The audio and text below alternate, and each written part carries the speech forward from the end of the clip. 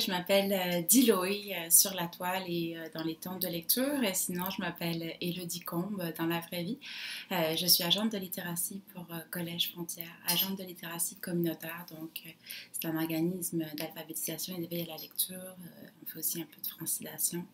Et donc, c'est ça, je travaille comme agent de littératie. Alors, je fais beaucoup d'éveil à la lecture. Et aujourd'hui, je vais vous parler d'un livre de comment j'anime le magasin de mon père de Satomi Ishikawa. Le magasin de mon père, c'est un livre qui parle de la diversité des langues. Alors, c'est pour ça que c'est l'un de mes livres préférés et que j'aime beaucoup le lire aux enfants et que ça apporte vraiment quelque chose d'intéressant dans les animations, dans les temps de lecture, etc. Mustapha, c'est un enfant, on ne sait pas justement dans quel pays il habite. Justement, ça c'est quelque chose que je demande au début.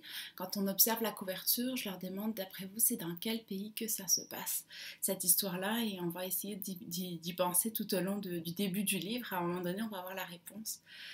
Alors, vous pouvez déjà commencer à réfléchir, d'après vous, c'est dans quel pays, puis sur quoi vous vous appuyez. Est-ce que c'est les habillements, est-ce que c'est les babouches, etc., le chapeau. Alors, on pourrait réfléchir à ça. Mais c'est ça, Mustapha, il vit dans un pays qu'on va découvrir, et puis son papa, il vend des tapis, comme vous pouvez le voir sur la couverture. Et il veut, son papa, que Mustapha apprenne les langues étrangères parce que c'est très important dans ce métier-là, hein, pour pouvoir vendre des tapis à beaucoup de gens, beaucoup de touristes notamment. Et bon, Mustapha, il tripe pas beaucoup sur apprendre les langues avec son papa, mais par contre, il a découvert un joli tapis parmi les autres tapis de son papa dans le magasin, et il a un trou. Mais son papa, il accepte de lui donner du coup parce qu'il a un trou, parce que Mustapha, il aime beaucoup ce tapis. Alors, il décide d'arrêter les leçons de langue étrangère avec son papa et puis de partir dans la rue. Il va voir ses amis au marché qui vont lui dire... ah, c'est bizarre, il y a quelque chose qui te suit. Puis là, il se rend compte qu'il y a un coq qui le suivait, et un coq qui est exactement les mêmes couleurs que son tapis qu'il a sur lui. Alors, ses amis lui disent, mais fais chanter le coq, fais-le chanter le coq. Alors, il fait chanter le coq. Il fait chanter le coq comme on le fait en arabe marocain, au Maroc. Alors, c'est là qu'on apprend que ce livre est situé au Maroc. Et donc, comment il fait le coq en arabe marocain? Il fait coco, ouh. Alors là, c'est vraiment quelque chose de très très fun de voir les visages des enfants quand on leur dit de chanter avec nous le chant du coq en arabe du Maroc. Alors, ils font tous comme ça, coco, ouh. Une drôle de face. Alors, c'est ça. Puis, il y a des touristes français qui entendent ça et qui voient la scène et qui interviennent. Alors, il y a un jeune enfant qui dit, mais... En français, nous, on dit pas le coq, il chante pas comme ça, il dit Cocorico. Alors là, on chante tous ensemble Cocorico. Et puis, il y a des touristes espagnols qui disent, ben nous, c'est Kikiriki. Puis, les Anglais qui disent, ah, ben c'est drôle, nous, c'est Cock-a-doodle-doo. Alors, excusez, mais j'ai des chats qui adorent s'amuser, on les entend bien. Et puis, c'est ça. Donc, il y a aussi des Japonais qui disent, ah ben, au Japon, c'est coq-a-coco. Alors, c'est ça. Les enfants vont triper de chanter le chant du coq avec vous dans ces langues-là. Puis, à la fin, tout le monde rit de bon cœur et finalement, tous les touristes se retrouvent au magasin du père de Mustapha. Alors, le papa de Mustapha, il est content parce que Mustapha, non seulement il a appris 5 langues étrangères, il sait dire le cri du coq dans 5 langues étrangères, mais en plus, eh ben, il y a des touristes qui sont venus avec lui au magasin. Alors c'est comme ça que ça finit. Une chouette histoire vraiment sur le vivre ensemble, sur le dépassement de la barrière de la langue avec humour et avec gaieté et simplicité. Et, vraiment, c'est chouette. Et alors voilà, donc, j'ai commencé à vous dire un peu comment je l'animais, comment je chantais le cri du coq et tout ça, et comment aussi je donnais l'intention de lecture de chercher dans quel pays ça se trouve.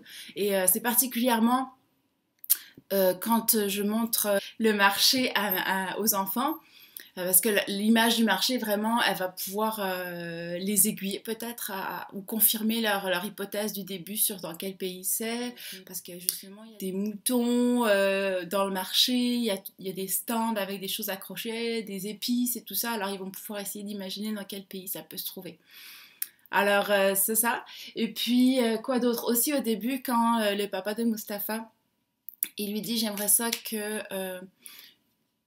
que tu apprennes une langue étrangère, alors il apprend plusieurs mots, puis là on peut se poser la question dès le début, mais pourquoi le papa de Mustapha, dans le fond, il veut que Mustapha apprenne une langue étrangère, pour réfléchir un petit peu, parce que c'est pas forcément évident pour les plus jeunes que c'est de faire le lien avec le fait que les touristes peuvent parler des langues étrangères, puis là en particulier, ce qu'il apprend c'est l'anglais. Hein. Il dit good price, ça veut dire pas cher, etc. Donc c'est ça, donc on peut discuter aussi de la variété des langues, de la place de l'anglais par rapport aux autres langues, etc.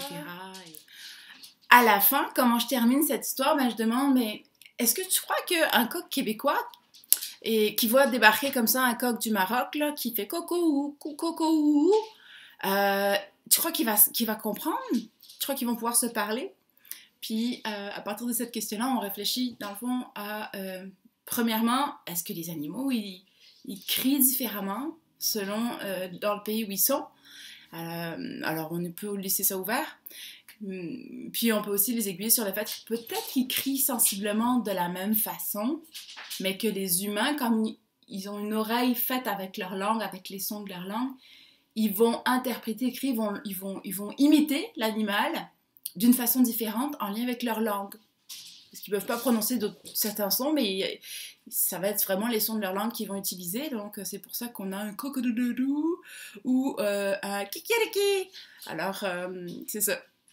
On peut réfléchir à ça. On peut se demander aussi que, dans le fond, c'est important d'avoir une langue commune pour se comprendre, mais que c'est important aussi d'avoir chacun une langue maternelle et de pouvoir et que c'est une richesse. Donc on peut aussi terminer un petit peu sur cette idée-là que toutes les langues c'est important, c'est une richesse et que c'est bien aussi d'avoir une langue commune pour pouvoir communiquer. Alors voilà, c'est quelques petites idées. Si ça vous intéresse, moi je poursuis souvent par une activité d'éveil aux langues. Je ne sais pas si vous connaissez Elodile, le site Elodile, elodile.montréal.ca. Vous avez plein d'activités d'éveil aux langues. Vous imaginez que c'est quelque chose qui m'intéresse beaucoup.